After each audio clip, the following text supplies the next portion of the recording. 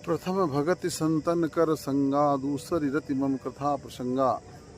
पहली भक्ति है सत्संग, और सत्संग की अद्भुत महिमा है। एक गुबरेला कीड़ा था जो गोबर में रहता था। एक बार एक भौरा वहाँ उड़ता हुआ आया, देखा कि ये तो हमारी बिरादरी का लग रहा है, मगर गंदगी में क्यों बैठा हुआ है। तो उसके पास में गया और जाकर उसको समझाया। पहले तो वो राजी नहीं हुआ उसके यहाँ आने के लिए, मगर समझाया, बोले भाई एक बार तुम आकर के हमारे यहाँ जो है मेहमानी करो, फिर मत आना, तुम्हारी इच्छा ना हो तो गुबरेला कीड़ा जो है उसके कहने पर और भौरे के साथ में उसके यहाँ चला गया। भौरा कहाँ निवास करता था? भौरा तो रहता था बगिया में, पुष्पों के अंदर।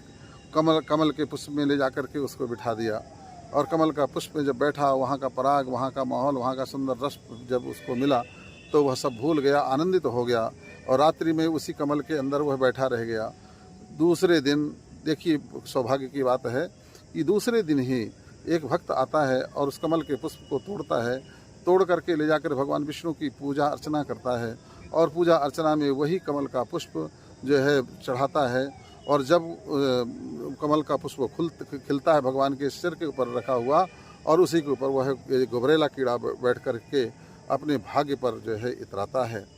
देखिए कहाँ से कहाँ इस गंदगी से सत्संग पा कर के, और वह गुबरेला कीड़ा कहाँ भगवान के सिर पर जाकर के बैठने का सौभाग्य प्राप्त कर लिया।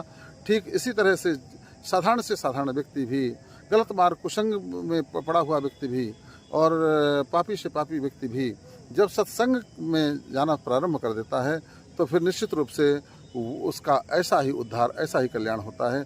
आप इतिहास को देखिए, रत्नाकर डाकू से वाल्मीकि जो है बने, और भी बहुत सारे ऐसे दृष्टांत हैं। तो सत्संग में अवश्य पधारिए। जय श्री राम।